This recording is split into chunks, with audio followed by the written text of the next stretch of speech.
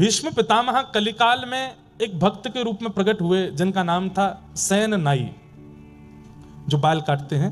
ऐसे एक नाई के रूप में इनका जन्म सेन नाई, भक्तमाल जी में कहते हैं कि वो भीष्म पितामह का ही पुनर्अवतार है।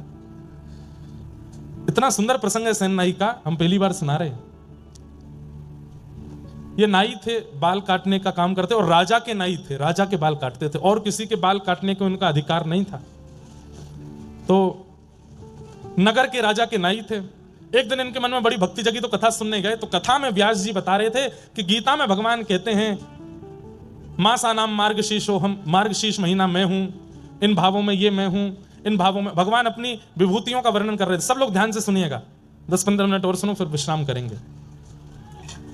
और तभी भगवान गीता में कहते हैं कि मानवों में जो राजा है वो मैं हूं। जहां कहीं भी राजा हैं, भगवान ने यह बात कही है कि राजा मेरा ही प्रतिनिधि है। राक्षसों में प्रहलाद मैं हूं, भगवान स्वयं कह रहे हैं। तो सेन नाई बैठ करके कथा सुन रहे थे, बोले कि मानवों में राजा मैं हूं, राजा मेरा ही प्रतिनिधि है। तो नाई तो बड़ा प्रसन्न हो गया, बोले मुझे ठाकुर जी मिल गए।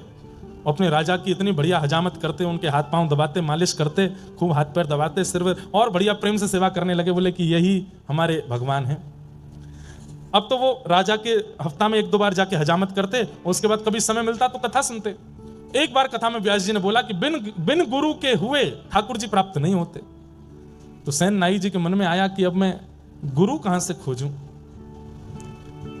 तब किसी ने इनको बताया, बोले काशी में विराजमान है श्री रामानंदाचार्य जी महाराज, आप उनकी शरण में चले जाओ, वो बहुत अच्छे गुरु मिलेंगे।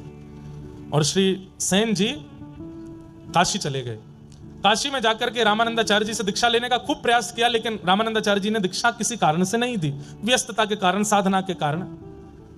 एक बार एक संत इनके पास हजामत कराने आए अपनी, तो ये उनके केश काट रहे थे, मतलब मुंडा कर रहे थे, बिल्कुल सारे बाल उड़ा रहे थे। शिखा छोड़ दी तो संत विरक्त थे, उन्होंने कही शिखा भी काट दो। उन्होंने कही अरे आप कैसी बात कर रहे हैं, मैं शिखा नहीं काटूंगा, ये तो बहुत बड़ा पाप है। बोले अरे मैं विरक्त हूं, विरक्त शिखा सूत्र नहीं रखते। सेन नाई जी बोले आप जो कहेंगे सब स्वीकार है, पर शिखा नहीं काटूंगा। तो बोले भैया काटनी पड़ती है, हम विरक्त हैं, हम शिखा नहीं रखते। तब अंत में सेन नाई जी ने कहा आप बहुत बड़े संत हैं, बहुत बड़े महात्मा हैं, रामानंदाचार्य जी से बुलवा दीजिए कि शिखा काट सकते हैं तो मैं काट दूंगा। सेन नाई जी ने बड़ी युक्ति समझी कि भाई इसी से गुरु सन्निधि भी मिल जाएगी और इनकी शिखा भी काट देंगे। संत लेकर के रामानंदाचार्य जी के पास गए। तो रामानंदाचार्य जी को ये बात बड़ी अच्छी लगी कि इन्होंने लाख कहने पर भी शिखा काटी नहीं, कितना इनका भाव है। और वो सब भाव देख करके, प्रेम देख करके रामानंदाचार्य जी ने फिर समझा करके जो भी भाव था वो कराया। सेन नाई जी की इस निष्ठा को देख करके उन्होंने दीक्षा प्रदान की, तिलक दिया, नाम दिया, मंत्र दिया। सेन नाई जी बोले आज्ञा करें। बोले आज्ञा यही है, वापस अपने गांव जाओ, वहीं रह के भजन करो। तो सेन और संत जन जब भी गांव में आवे, सब काम छोड़ करके उनकी सेवा करना, ये हमारी आज्ञा है। जो मंत्र दिया है इसका जाप करो, संतों की सेवा करो। सेन नाई जी लौट करके अपने गांव आ गए। राजा ने इनको बुलवाया कि कल हमको एक दूसरे राजा से मिलने के लिए जाना है, सुबह आकर के हमारी हजामत कर दो, मालिश वालिश कर दो, उसके बाद हम स्नान करेंगे फिर जाएंगे। रात्रि में सब व्यवस्था करके सेन नाई जी सोए। सुबह उठे तो क्या देखा, कीर्तन की ध्वनि आ रही है। और तभी देखे कि अयोध्या से कुछ संतों की जमात दर्शन करने के लिए जगन्नाथपुरी जा रही है और मार्ग में इनके गांव में होकर निकल रहे हैं। तभी गुरु आज्ञा स्मरण में आई कि 100 काम छोड़ के संतों की सेवा करना। सेन नाई जी काम छोड़ा नहीं, भूल गए कि राजा के यहां जाना है। संतों को प्रणाम किया, वो कहा हमारे घर चलें, आप सबकी मैं सेवा करूं।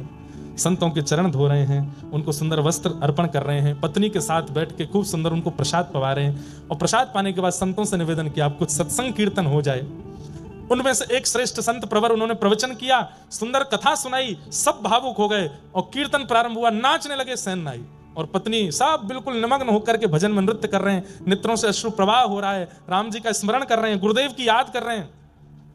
और यहां राजा प्रतीक्षा में बैठा है, मुझे दूसरे राजा से मिलने जाना है। सेन नाई हमेशा समय से पहले आ जाता है, मैं नीचे आके बैठ गया, अभी तक आया नहीं।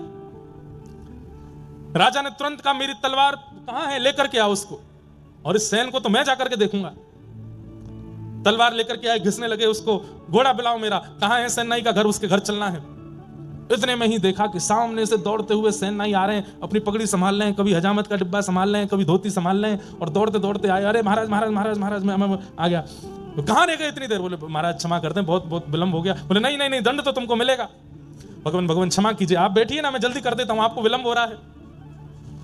राजा बैठ गए, खूब सुंदर हजामत करी, खूब दाढ़ी वाड़ी सब करके, केश वेश। राजा क्रोध में तो था ही, बोले महाराज थोड़ी आपके हाथ पांव दबा दूं? बोले तू दबा तो दे, लेकिन दंड तो मैं तुझे दूंगा। हाथ दबाने लगे। आप इतना क्रोध करते हैं, अच्छे नहीं लगते हैं, आप थोड़ा प्रसन्न रहा कीजिए ना। हाथ पैर दबाते दबाते बोले आप थोड़े श्रमित हो तो मैं आपकी थोड़ी उंगलियां चटका दूं? बोले चटका तो दे, लेकिन दंड तो तुझे दूंगा। उंगलियां चटका दी, हाथ पैर। बोले आप कहो तो महाराज आपकी नेक थोड़ी कमर चटका दूं?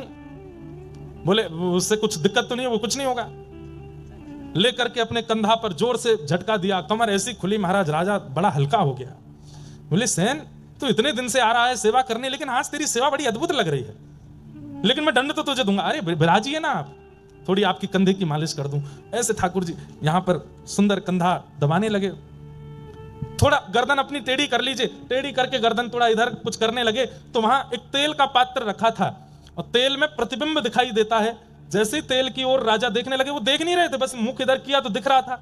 जैसे ही देखने लगे, सेन नाई ने जैसे ही अपना मुख इधर किया तो प्रतिबिंब में क्या देखा? मोर मुकुट, कटाक्ष नेत्र, नाक में सुंदर नथ बेसर, ऐसी मधुर मधुर मुस्कान।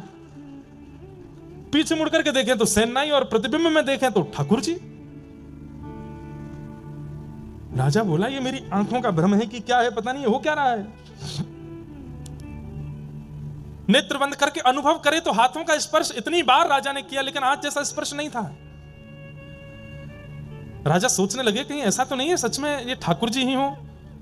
और बस ऐसा कहकर के राजा ने जैसे ही नेत्र खोले तो सैनिक जन खड़े थे। बोले वो सेन कहां गया? बोले वो तो आपकी मालिश कर रहा था, आप सो गए थे गहरी नींद में, तो वो बोला कि अब सब हो गया है तो मैं चलता हूं। वो तो अपनी दक्षिणा लेकर के चला गया।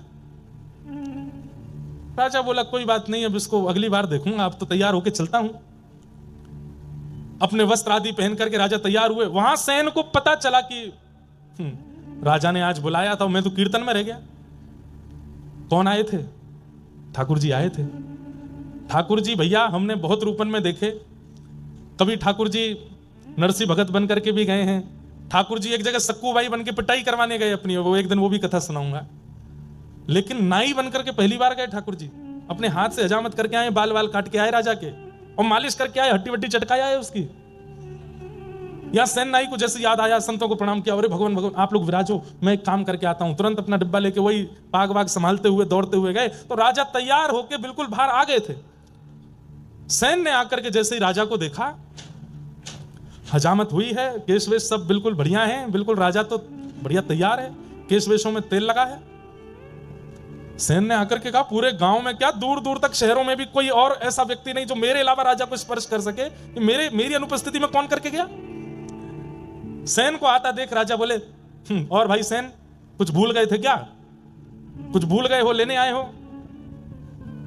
सेन बोले भूला तो कुछ नहीं। कुछ नहीं भूले तो फिर क्यों आए हो? आपने कल बुलवाया था मुझे। अरे तो कितनी बार आओगे? सुबह आके तुम सब करके तो गए, अब क्यों आए हो दोबारा? सेन बोला मैं नहीं आया था, मेरे घर तो संत जन आए हुए थे, मैं उनकी सेवा में लगा था, कीर्तन कथा चल रही थी मेरे घर में, तो मुझे देरी हो गई तो मैं दौड़ा दौड़ा आया कि आपकी हजामत करूं।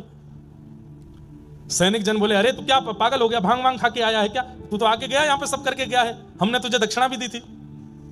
और बोले हर बार तो तू इतने 10 सोने की मोहर लेके जाता था, आज बड़ी तुझे कंजूसी चढ़ी थी, बार बार कहते एक और दे दो, थोड़ा सा और दे दो, कहां लेके जाओगे इतना, और दे दो।